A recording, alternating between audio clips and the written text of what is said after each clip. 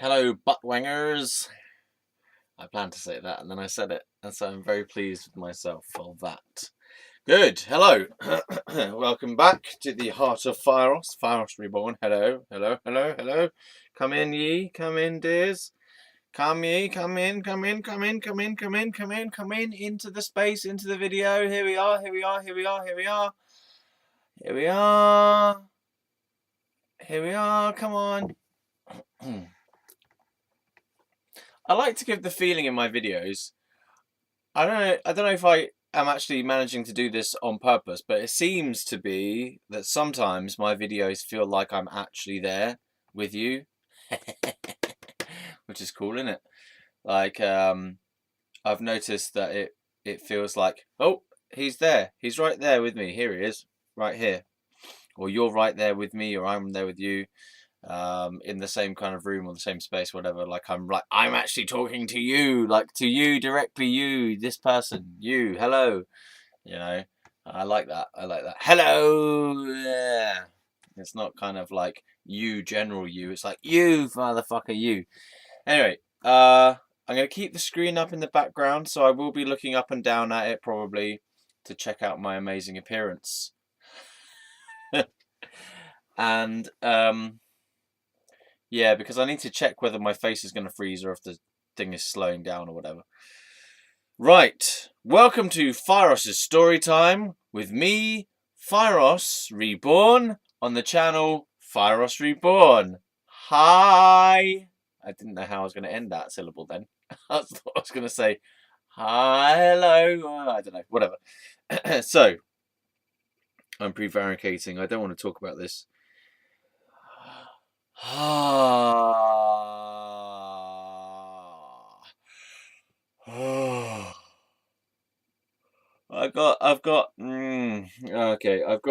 like, um,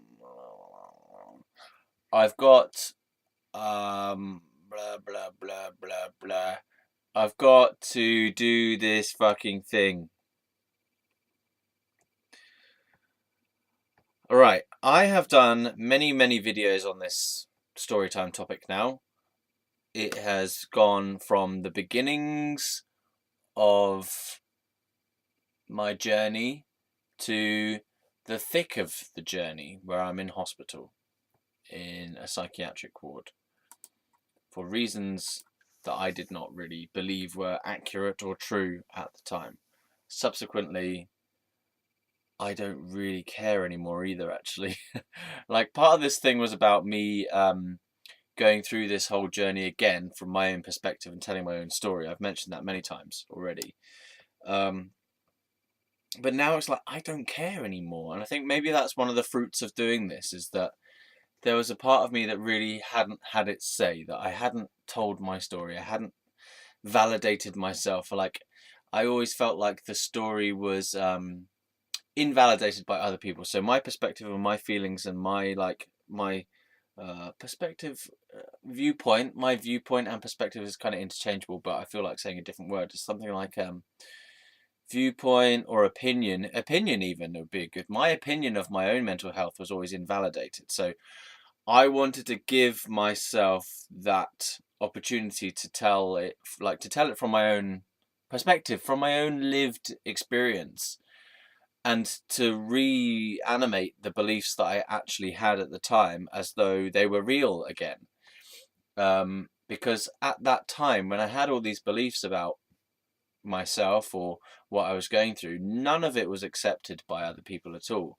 And so I wanted, in doing this storytelling journey, some of it was, I wanted to give myself the experience of like hearing myself, like hearing that person inside me, that past person, that past self, hearing that person out and hearing that person's story. You know, and believing the past self to be having a valid experience, because no one around me at the time believed I was having a valid experience. So at least me now, as my older self, I can kind of talk to that part of me that was denied, and I can allow that part to be believed and to be taken seriously and to be heard and be held, kind of thing, to say, yes, I accept you. I believe you, and I hear your story, and I know what you're going through, and I understand you, and I feel like I'm going to cry right now. Ah, dear. And I need to talk about the hospital stuff, but like, I feel like I'm in between two places. Like, part of me wants to go back to the beginning and and go through it again, right? But I've done that so much lately and then part of me I really don't want to talk about the hospital stuff still. I mean, it's still hard. I've spoken about hemorrhage, and I've spoken about that guy who was cutting himself. Um, there are other things in there, and I had thoughts about how I could say this and how I could express it and talk about it the other day after I did one of my other videos about it, and I was like, I know how I can talk about this. I can tell the story of this, and now I'm looking at my memories and I'm going, I have no idea how I'm going to explain this. I have no idea how to explain this. Um, so it feels like maybe I'm not quite ready emotionally to tell that part. So why don't I'll try again, like go back to the beginning and bring it forward again. So where does the story begin? It begins when I'm 18. Like, I've chosen that as a specific point because it's mainly the end of the relationship with Mrs. A that starts the progression of events that lead to me being hospitalized, all right? So I'm not saying that she's responsible for me being hospitalized eventually. What I mean is, like, you know how like one thing leads to another? So that breakup with Mrs. A led me to feeling desperate for a new partner, a new girlfriend, really was what I was looking for. Um, have I mentioned, I'm not sure if I've mentioned why I started questioning my sexuality around that time. I think I have. But so I was questioning my sexuality when I was with Mrs. A because some memories had bubbled up from my childhood, where I was like experimenting sexually with boys around my own age. Um, yeah, they were slightly younger than me. They were like a year or so younger than me. But it was like we were all just playing, as children do. And these memories came back to me when I was like 17 in this relationship with Mrs. A. Coincidentally, actually, coinciding with me actually starting to have my first sexual experiences. My first, like, losing my virginity. So all this stuff from my past. It makes sense now why that would come up at that time in my life, actually, because it was a period where my actual sexuality in terms of my sexual life, my sex life, not my sexual orientation, I mean like my sexuality in terms of my activity, sexual activity was starting to actually flower. It was starting to happen, you know, I was starting to actually have sex. And so it makes sense why memories associated with sexuality and sex and even gender and stuff was coming up at that time, because that was a period where this was all this kind of developmental phase that I was going through. So that makes sense. I've only just put that as a piece of the puzzle together. Like, duh, yeah, you're going through your kind of sexual awakening because you're at that teenage age. You're at that teen age where you're having sexual experiences. So I guess it would be natural to start having memories of other sexual experiences coming back from the past. But for me, I found that really, I'd say traumatic, but it wasn't kind of, traumatic's a bit too strong. It was more like dis discomforting in the mind area. Really, more than discomforting, is suffering. There's a feeling of suffering in the mind area, like a feeling of being trapped, um, and too much thinking going on. And also there was like a fear of the thinking, so I didn't feel allowed to be having the thoughts I was having. I didn't feel like it was safe to have those memories coming up in my head, like, and I didn't understand them. And it was very important for me at that time to, like, I felt like I was having these memories coming up and I was having thoughts about my sexuality anyway, like, and questioning whether I was gay or straight, because it seemed to be really important to have a definition at that time in my life. It seemed like you needed to know, and if you didn't know, then you were going to be homophobically taunted. So if you weren't completely straight, then, like, so if you sort of what can I say? If you showed elements of doubt, I suppose, about your sexuality, if you weren't 100% committed or in the know about your sexuality orientation, sorry, then like, so if you didn't present a united front, if that makes sense, of any sexuality either, in fact, sorry, even. So, well, let me start again. So, like, if you didn't present a united front as I am gay, I am straight, or I am bi, gay, straight, bi, right? Those are the only three options that we had at that time in my day, back in my day. So if you didn't know and you weren't able to pigeonhole yourself effectively and to present that to your peers, right, in a sort of solid way, in a way that you could defend and that you could sort of say, yeah, I know who I am, I know what I am, I know that I'm straight, or I know that I'm gay, even because there was the one gay guy in the class, sorry, in the year group, who was openly gay, and he kind of had his own little niche as the only gay guy. So he created an identity for himself as being the gay guy, right? Because and it wasn't like it kind of had two angles to it. It had one angle that he was safe in one way because he was open about it, but he was still open to major criticisms because he was the only one. So he was like simultaneously an outcast by a big bunch of the year group, and then he was also accepted by a lot of people because, and he probably had more deep friendships than a lot of the people around had, because he was being more open and more genuine with himself than anyone else was. However, from his reports later on, because I'm still tangentially friends with this person, from his reports later on, he had a horrendous time in secondary school. Like, way worse than me from his reports, you know. I mean, I thought that I had it bad just because he actually bullied me because I rejected him on some sexual advances, and then he sort of, and then I was the person who was responsible for gossiping to everyone else that he was gay. So I outed him basically, and then he had to kind of respond to that by creating a role of that, the gay role, for himself, because he didn't really have any other option. Like, I'd opened him out to everyone else, and I kind of felt bad afterwards. Like, after secondary school had finished, I reflected on it. I was like, fuck, and I apologized to him on a couple of different occasions with different levels of kind of intensity, if that makes sense. So I apologized just kind of like because I'd recognized it, that it was a bad thing that I'd done, and then later on I apologized again in a more meaningful way, like to say, no, I really understand now that your experience was really hard, and I had a part to play in that initially anyway. And I may have apologized one more time. Well, I don't think I apologized again the like third time. It was just we had more of a kind of open discussion about how our relative experiences were at secondary school with regards to homosexuality and straightness and bullying and stuff like that. And I managed to tell him that I felt bullied by him, and I was scared of him, and because he like, I think he punched me occasionally, or he certainly strangled me at one point, which was not pleasant for sure.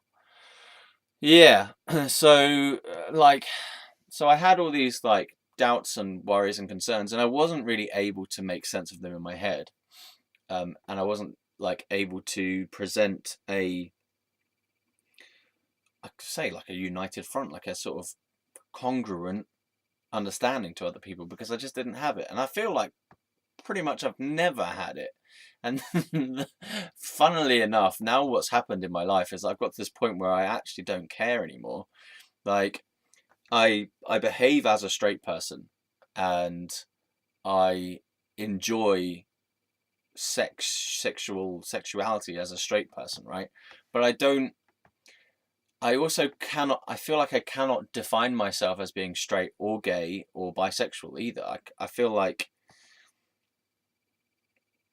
I don't know, I feel like that it's almost irrelevant in a way. Like, why do I need to even use a terminology to describe what I am? Like, and I think that probably the need to define myself only arose in response to other people really trying to pin me down as to, well, what are you? And keep getting this question all the time. Like people always coming in, they're kind of the is Ross gay question would come at me, and it kept coming. It sort of went quiet for a while, and then it came back again when I made new friends who strangely were ridiculously homophobic in like my late 20s. I just randomly bumped into or made a bunch of like really homophobic friends. And then so all my old self-definition anxieties started coming up again, because these people are really homophobic, and they were like always teasing me about my possible gayness, and so like that came back again. I was like, ugh. So I actually went to a few sessions of therapy about that specific issue, and I found the therapist was like, never go to a therapist who seems more unhappy than you. Right, because it doesn't work. It just rubs off she was an older lady, and that's not necessarily what was wrong with her. Like I've actually had quite a few old lady therapists, but she just seemed really stuffy. Like, and she kept looking at the clock like she was bored, like she didn't even want to be there. I'm like, okay, I'm not really feeling this, which is a shame. But to her credit, I think she did just about enough to help me. Like, so although I didn't go for very many sessions, I think the sessions that I did have, I forgot about that one. Oh God, I've had loads of different therapists. Yeah. Oh my God, I have as well. I really have. I'd forgotten about that one. That was an NHS one in the garden clinic, which is the sexual health clinic. I think I went for like 2 or 3 or 4 sessions. And he even said, I was like, I'm not sure if I really like her. And I told her that as well. Oh dear. Yeah, but I think she did enough just to kind of help me. I don't know really how, but just through talking through the issues a little bit, it sort of was enough to make me like relax my need to define myself. And so I kind of go about my sexual activities as a straight person without calling myself straight, if that makes sense. Like I only would call myself straight if I had to, if I was sort of put on the spot by someone. Like, but I might just go, I don't know, and I don't care. I mean, like, I can tell you whether I fancy you specifically or not, but I don't care. I actually don't care anymore. And even that feels slightly dangerous to say, because that feels like dangerous to say that it feels dangerous to not have a fixed sexual identity, because it feels like by just saying, oh, I don't really have an asexual identity, I don't care, it seems to put me in a different pigeonhole, like an asexual pigeonhole, or a pansexual pigeonhole, or some kind of fluid sexuality pigeonhole. And it's like, I don't know, it's not even like, it's hard to describe, because it's like, what is it? I could just say, all right, I'm straight.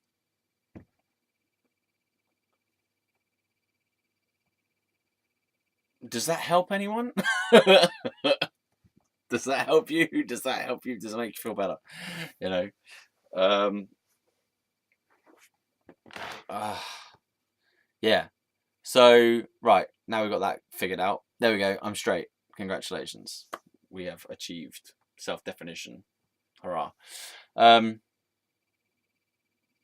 Right. So, the story begins when I was 18. Mrs. A and I, the relationship, bleh, because she cheated on me. We know this. Maybe I'm angry. That's why I keep having to repeat that thing. She cheated on me. She cheated on me. She cheated on me. She cheated on me. She did actually cheat on me, though. She did cheat on me. She cheated on me. She cheated on me. She cheated on me, which means that she had sex that was against the arrangement of the agreement. It was against the agreement of the relationship. Sorry. She cheated on me. She cheated on me. I feel like this is kind of like I'm doing an aura filling in. I'm filling in my aura and all these gaps that have been broken by other people. She cheated. She did cheat on me though. She cheated on me. Let's just put that as a sample. She cheated on me. She cheated on me. She cheated on me. She did. She did fucking cheat on me. She cheated on me. She cheated on me. You cheated on me, Mrs. A. You cheated on me. Right.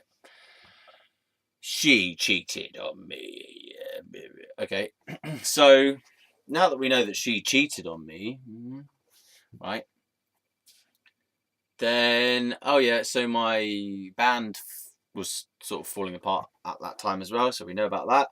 That was sad, I suppose. It was also more like, I suppose the feeling of that would be more like a distressing feeling, like my feeling about the fact that my band is dissolving, if I think about the memory, is more like a panic, kind of like, oh God, things are falling apart, and it's my dream that's falling apart as well, and this is my success, that potential success in the future that's falling apart. Or in my mind at the time, I really believed, like I really genuinely believed that I was going to be a successful rock musician, in terms of like playing Reading Festival main stage, doing world tours. Like I really had that drive to do that, right? I really sort of thought that somehow that we would be big, and I was doing everything that I could to make it work. And then situations happened that were out of my control.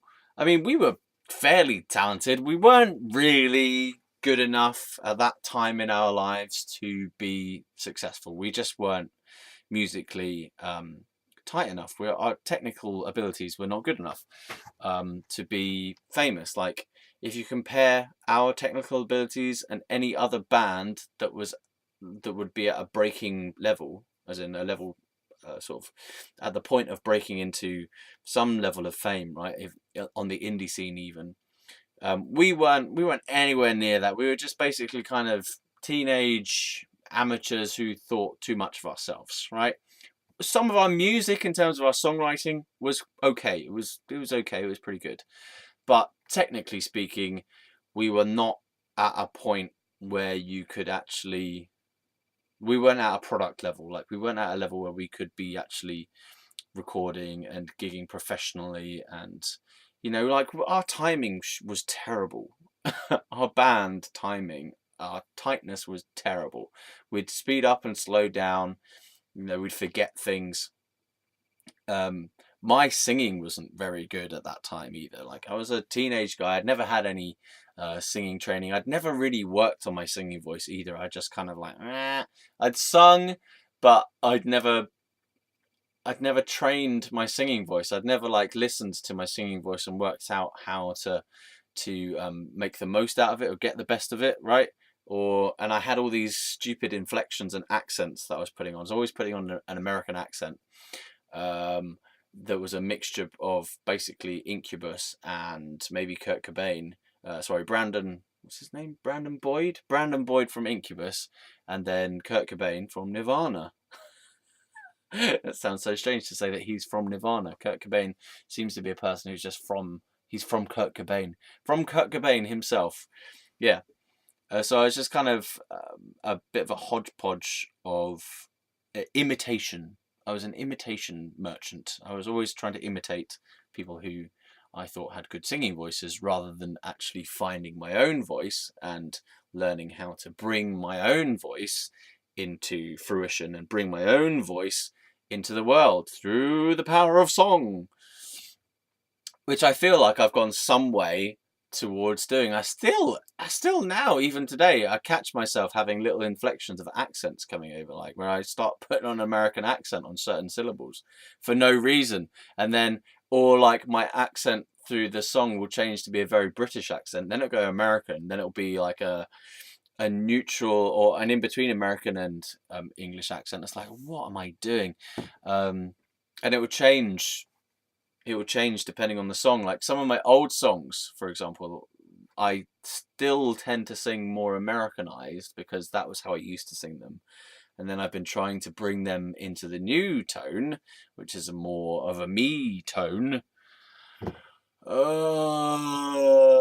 these are the perils of imitation. Don't imitate anyone when you're singing. Imitate yourself, which means like figure your own voice out, feel your own voice out, and don't try and copy other people's singing styles. It's because it creates bad habits. Basically, it created this whole wad of habits of singing that took ages to deprogram from.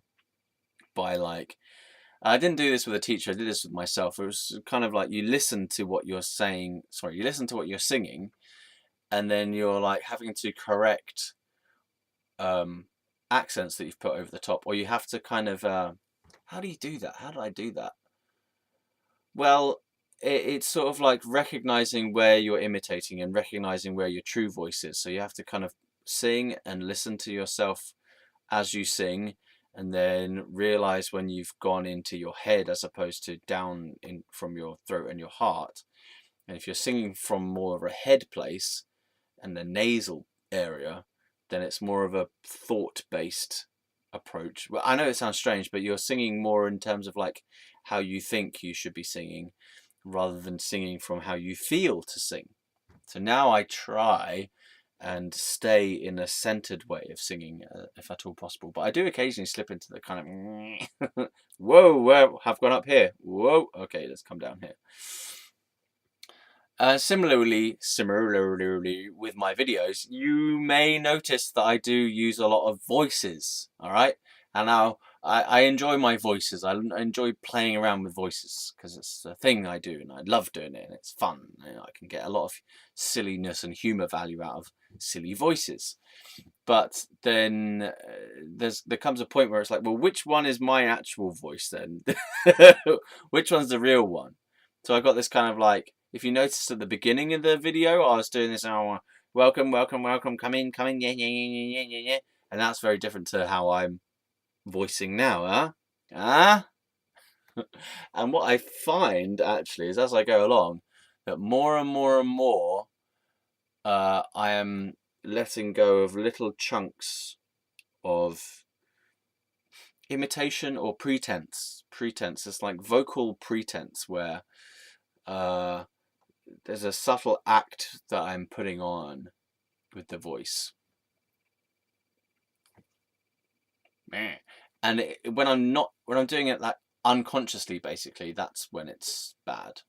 So, as in, if I don't recognize that I'm putting on a voice, and I think that's my true voice, that's when it's like, oh no, that's not so good, because why does that matter? Who cares? Like, whatever.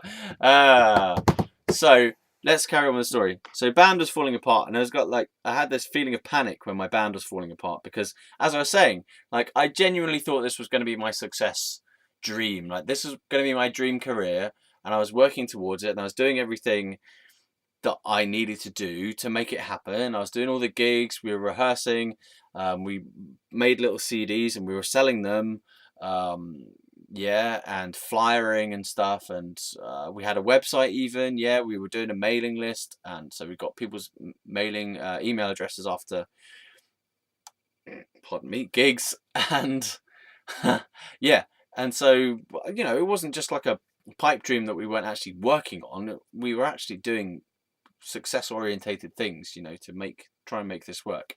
And we were reasonably popular. We got people along to gigs. But it just, you know, that's what happens with life, isn't it? We were young, and people kept telling me certainly that, you know, bands don't last forever, or yeah, like it's going to have to end at some point, something like that. And I was like, oh, no. Literally every time someone would say that, I'd be like, no, it is going to last forever, we're going to be famous. And then what happened?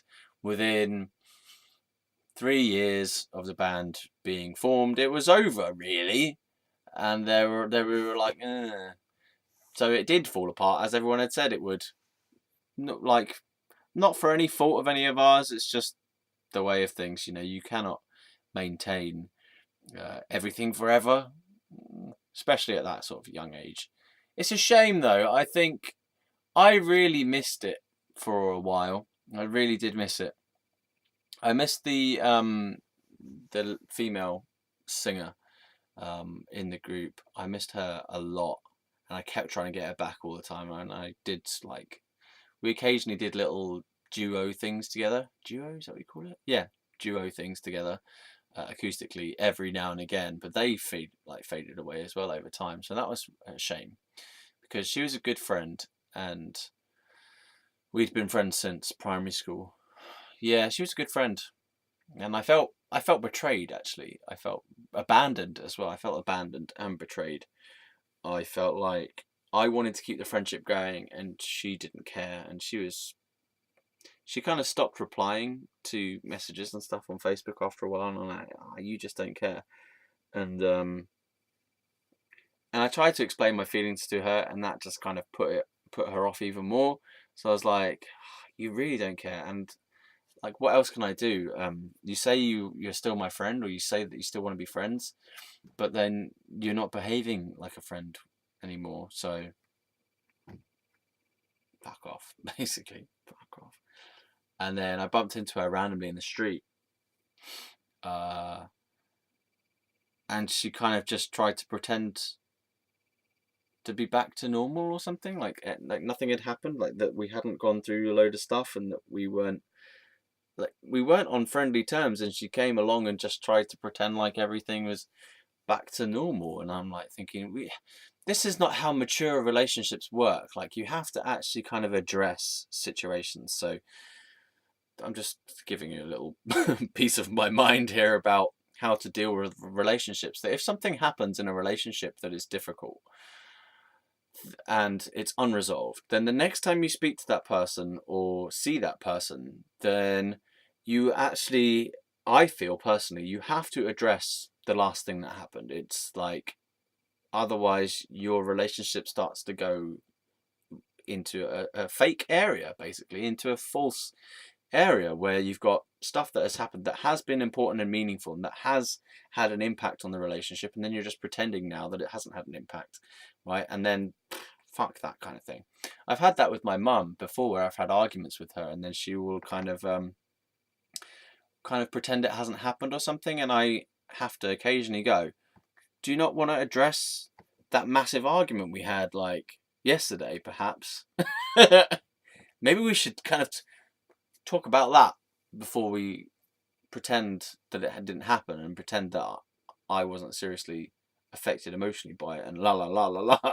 You know, maybe we should talk about this big event that is sort of looming there in the background that happened yesterday, or an hour ago even. Maybe we should kind of address the whoa. Yeah. So I think that's just my feeling of what is a mature response to a situation. It's more like, what is a truthful approach to life, like you can't just, something big happens, you have to address it, you have to acknowledge these things. So anyway, so like, she was there trying to pretend that oh, just because time has passed, that everything, like, we're on good terms. I'm like, we're not on good terms. Like, you even would have said that we're not on good terms. I think that you were the one to say we weren't on good terms, and now you're just like trying to pretend that that everything's back to normal, without addressing, without saying, oh, I'm sorry, or, well, that was that was difficult, or whatever, or how are you feeling about that, or just fuck. Fuck. Yeah. So I believe, even if it's difficult, even if it's a difficult subject to approach, that you need to address conflict. If a conflict situation has happened, right, and there's been a blowout of some kind, then the next time you come and speak to that person, then you need to address what has happened in some way, even if it's just to carry the argument on.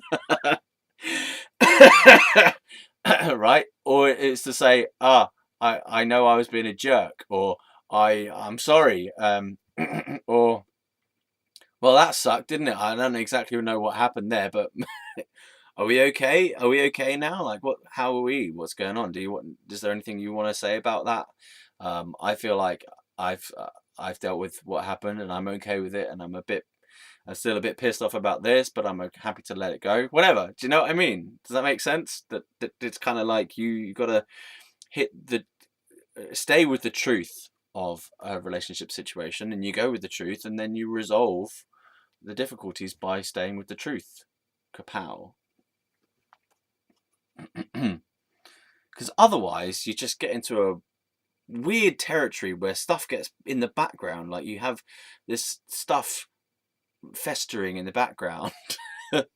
Right now there's another aspect of this, which is where you can acknowledge things, but you also sometimes need to give certain things time before you talk about them again. So I noticed that it might take a while before the emotionality of a situation is resolved.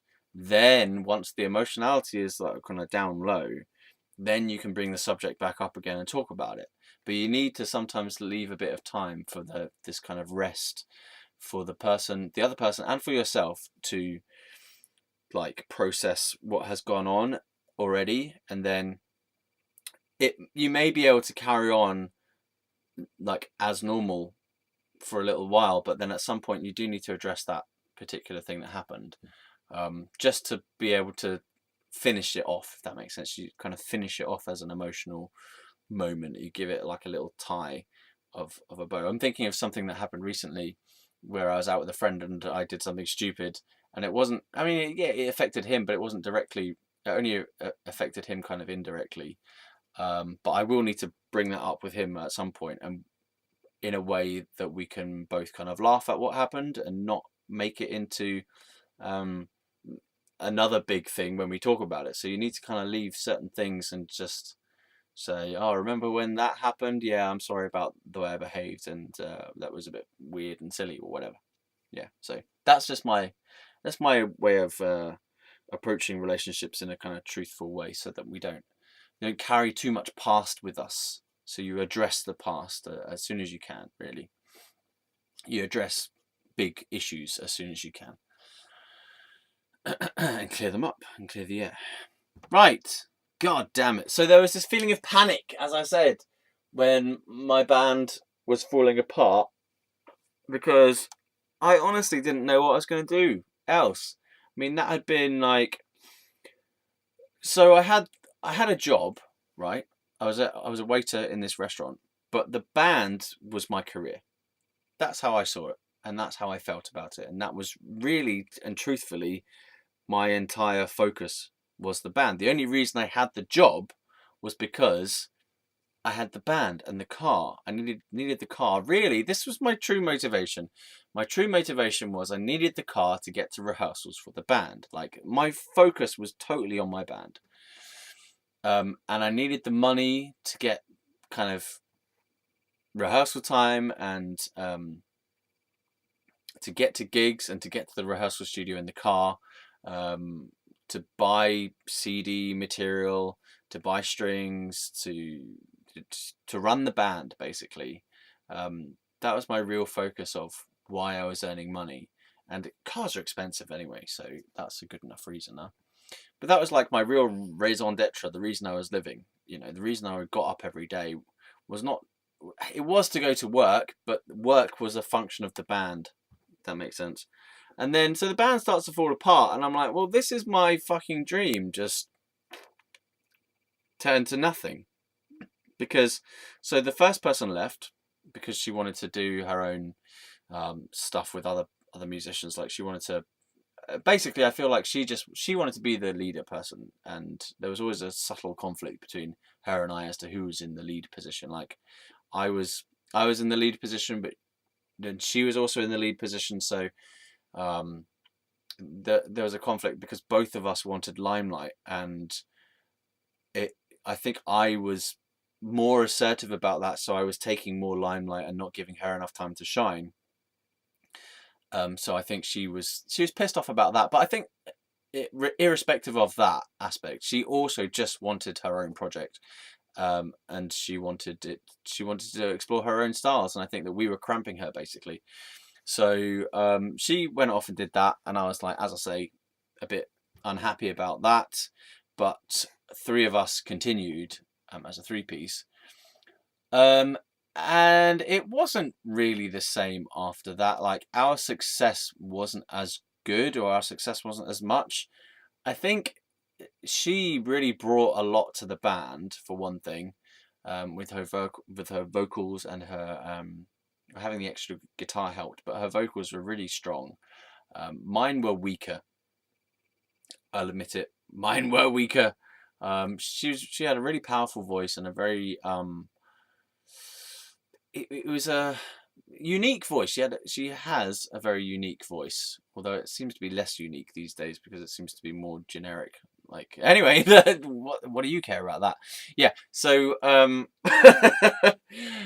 what do you care about any of this, really? You know, this is just a sort of 32-year-old man boy, telling his life story as though it matters. Anyway, yeah, so she went off and did that, and we carried on as a three-piece because I wanted to carry on, and the other guys wanted to carry on as well. We did a few gigs here and there, and we did a recording as well. We did a pretty good recording, if I do say so myself. We did a good recording of a single, and then another, like a B-side kind of thing, which was just an acoustic track. Not fully fleshed out. It's just me and the guitar, and maybe the bassist was playing bass as well, and we both sang. So he was doing harmonies while I sang the main melody. But yeah, so we recorded this single, and saying you recorded a single makes it sound really big and professional. I mean, it was recorded in a professional studio, but to say we recorded a single, for me personally, makes it sound like the same as a major artist when they would say, we've got a new single out, or we've just recorded a single. That it makes it sound like it's already in the public eye somehow, just to say we recorded a single. No, okay, what we did is we recorded a track of music on a CD in a professional recording studio, and then we had it on a little CD that I made the artwork for, and that I pressed out from, as in, like, what did I do? So I made all the artwork stuff for it, yeah, and printed it out and whatever, and made it into the CD case and everything. So I did all that myself because I was really into my band. Yeah, I don't even know if we've got any more of those, the original ones, because they're a very rare item, the original single of the song called Better. If you know any of my music, it is the song called Better. I should probably do a song of that, sing a song of sixpence. I should do a song video, that's what it's called, song video of me playing that song. Yeah, so we did that, and I think we were really pumped about that single. You know, it was a great song for us at the time, and people still tend to like that song, actually. But I don't know why it happened the way it did, but just, I think we'd lost oomph. It's a good way to say it. We'd lost oomph. The band had lost oomph since one of our founding members had left. As I say, we did a few more gigs, and other things were going on in the band. Like, my bassist was starting to get this, like, finger issue. He was starting to become allergic to bass strings, and it was like melting his fingers. Like, he was having this allergic reaction that would get blisters all over his fingers, right? And it was like, what are we going to do? And then we found that it was something to do with the nickel in the strings, and he had a nickel allergy. And so we changed his strings to some non-nickel ones. But by that point, he'd kind of gone off it, and he was going through his own stuff, man. Like, he was having a hard time in life, with his family and girlfriend situation, and he was smoking a lot of weed and stuff. So he wasn't in a very good place anyway. And I would go over there and try to motivate him, really, by playing some stuff together and jamming and whatever. But he was just progressively losing enthusiasm, I think, for the whole project. And our drummer was, like, starting to do his A levels, because he was a bit younger than us. He was like 2 years younger, I think. Yeah, 2 years younger. because the reason I started playing drums, or he started playing drums with me originally, was because we were doing a school play together, and he was the drummer for that school play. And initially, he was playing with a friend of mine, drums, and then I was like, I'm going to nick you for drumming for my band because I needed a drummer because our original drummer was pretty crap, to be honest, and he was a terrible drummer. So there's this drummer guy who's like, what was he, 14 probably, and I was 16, I believe. So the rest of us were 16, and he was 14 to begin with. Yeah, so I was like, right, I'm nicking you for for my band, and we used to practice in lunch times, and in the morning sometimes as well. We used to go to the music room and little drum room there was there, and play some tunes. And those were some of my favourite times at school, actually. We used to have like 20 minutes or half an hour.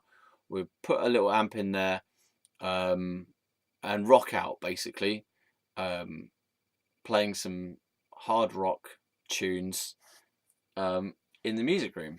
Just me and him on, so guitar and drums. And yeah, this is quite an interesting topic. I'm feeling quite interested in this topic myself at the moment. And sometimes we get the drama teacher from next door, like the next room, like literally, because the like music room was that we played in, the music room with the drums in, sorry, was like had a door that opened into the drama studio because it was used as a green room for drama productions. And yeah, so and that wasn't soundproofed at all. So sometimes there would be a drama teacher in the room next door trying to do some rehearsal or something, and he'd like come in and we'd be like, "Mwah," and we'd be like, yeah, whatever. So, okay. And another drama teacher actually helped write a song for us because I gave him a little track of guitar music that I'd written, just kind of riffs and overlays of guitars and stuff, and I gave it to him, and he took it away, put it into his home studio, and then recorded some vocals, like wrote some lyrics and recorded some vocals for it, and we had the song that is now referred to as Rich American Man, which that's irrelevant to you really, because there's no way, there is a way of finding it out. Rich American Man, played by Wilson, is, you can find that on YouTube. Rich American Man by Wilson. Yeah, I don't know what else the title is. If I can find it, I'll stick the link in the description. Yeah, so there we go. Right, so that's the band. Let's try and fast forward again. So the band was falling apart, therefore my life was falling apart, because that was my true life, that was my true dream, and it was falling apart, man. And I genuinely was distraught. It felt like something that was really, really me, that was what I was all about, what I was living for, what I was going for, was just starting to fall apart. As I say, my drummer, because he was younger, was going through his A-levels, and he was like, I can't really make these rehearsals anymore, and I can't do these gigs because I got exams to study for, bros. Dudes, it would have been dudes back in those days. Yeah. So, and the bassist was like having a hard time of his own. We managed to figure out his allergy problem because I did some internet research about allergies. So we got some non-nickel, like no strings that had no nickel in them, and so his allergy thing did clear up, which was fantastical. It was good, thank fuck. But as I say, it was still on its downward ebb, even so. And I just couldn't. I was trying my hardest to try and motivate the other guys and to keep it together and hold it together as a leader and the band sort of motivator, whatever. But yeah, it wasn't going to happen. So we actually went behind our drummer's back, me and my bassist. We went behind our drummer's back to audition new drummers, right? Which felt really shit. I felt really crap about that. But we didn't really have any option because we had to get a new drummer. And so our old drummer was not only our drummer, he was our friend, obviously. Yeah, so he was our friend. So I felt like I was really betraying a friend. And I hadn't told him that we were auditioning a new drummer. I mean, he was actually quite cool with it. He was like, "Yeah, I understand because I can't really do the gigs anyway." But it still felt like I felt like I felt like I should have told him first. I felt like I should have approached him and said, "Look, dude, I understand that you can't do what we need you to do because of your commitments and stuff, because you're going through school and everything. But we still want to carry on our band, so we need to find a new drummer who we can carry on with, because we're not going to stop just because you're going through your A levels, because we don't have that, and we want to make something of this band." And I didn't say that. I just told him after I'd already started auditioning other bands, and also other drummers, sorry. And also I was kind of a bit of a dick. I'm not gonna lie, I was a bit of a dick. I was pissed off at our drummer for the fact that he couldn't do it anymore. I was so driven about that band that I was a dick about my friends. It was more like, well, this is the deal. It's all about me and this band. So if you can't fit with the band, then you're an asshole. As in, like, I took it kind of personally when people couldn't match to what I needed them to do, basically, because I was a fucking slave driver. So, like, when my bassist was going through the allergy problem, I feel like the first response of mine was, whatever, yeah, it's nothing. You can just play through it. Who cares if it hurts? Like, I was just an asshole. I was just a dick. And then I was like, no, okay, no, I'm a bit more feeling than that. Okay, that's not who I am. So let's figure this out. I'm sure we can figure it out. And I did my best to make things better for him. And I did. I found out that it was an allergy, and we cured the thing by changing the strings, whatever. But yeah, so then I went behind my drummer's back to get a new drummer in, and we auditioned. We set up an audition day at the rehearsal studio that we would normally go and rehearse at. I think we auditioned maybe 2 people on that day. That was stressful as well. God damn it. Did we audition 2 or just 1? Maybe we auditioned 1 person, then we did it on another day, we did another person.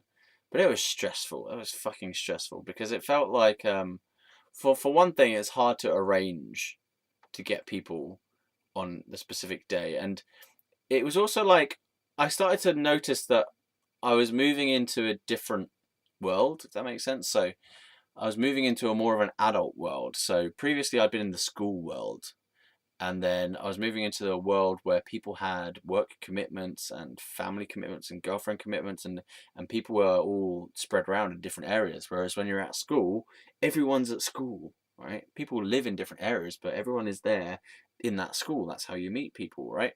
And then you kind of go out into the world, and suddenly the parameters are like wide and varied, and like, what the fuck? So this person's a drummer. They come from over here. They're gonna get there by car, or can they get there by train? How far away are they from where we are? What's their background? How old are they? What's their job situation? What do they have their own transport? Blah blah blah. So it's like all of a sudden all this extra stuff and complications were coming in, like, oh god.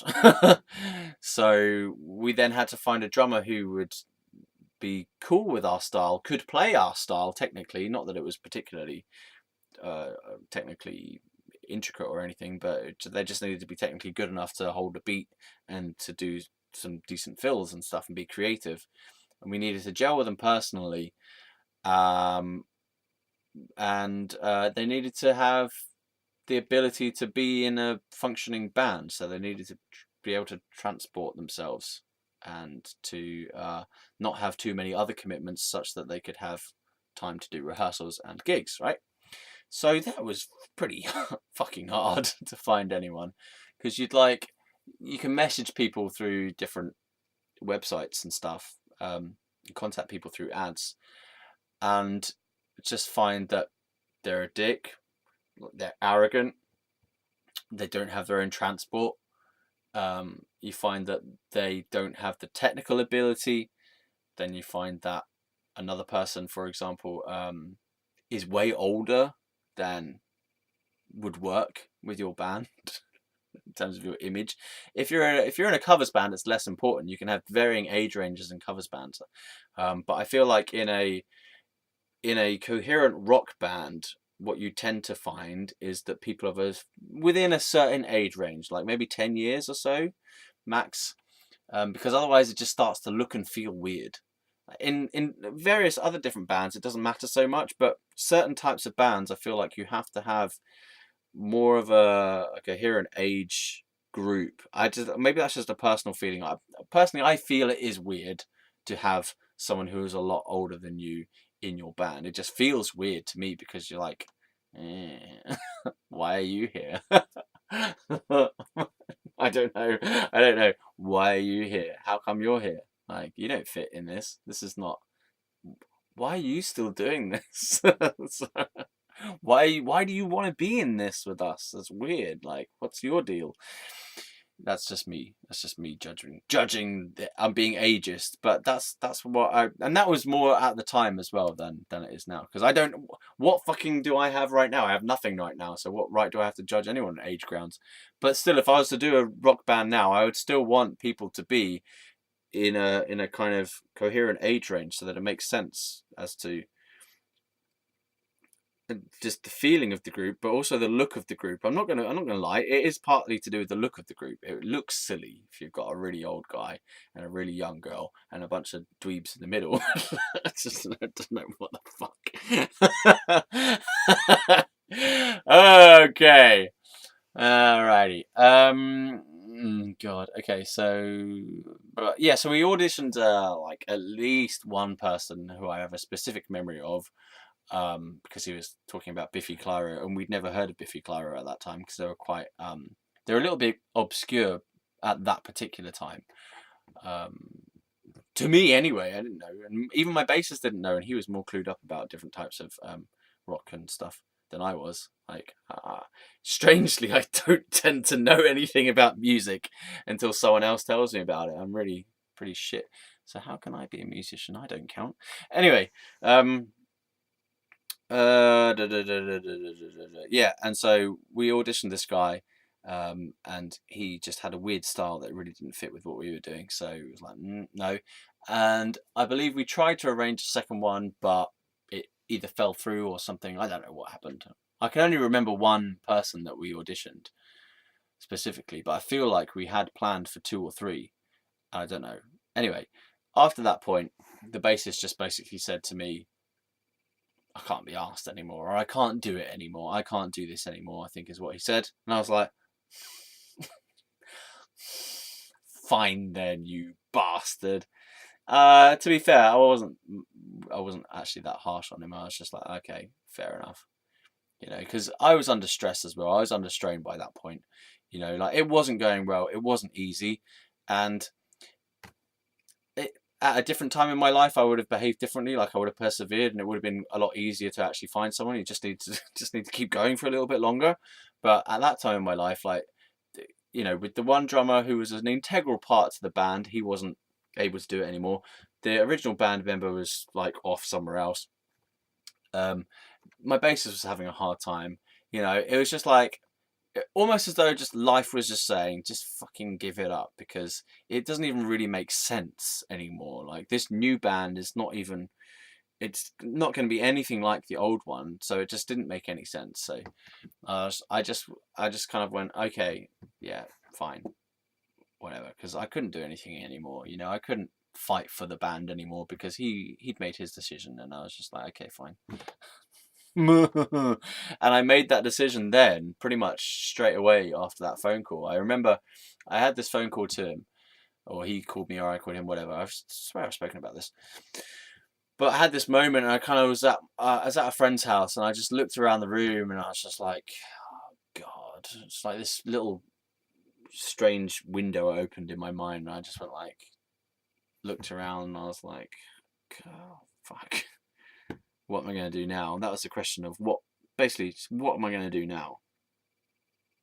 And I had other people telling me about university and urging me to go to university, right? And I think I'd even like, maybe I'd even written a personal statement or something by that point, or I was thinking of it myself anyway. But I remember I just went, okay, I'm just going to go to uni then. And that was that decision. Just like, okay, I don't know what else I'm going to do. I'm going to go to uni because there's nothing else to do in this band scenario at the moment. I'm just going to go to uni. And then from that phone call with my bassist and that decision afterwards, right, that's it, I'm going to go to uni.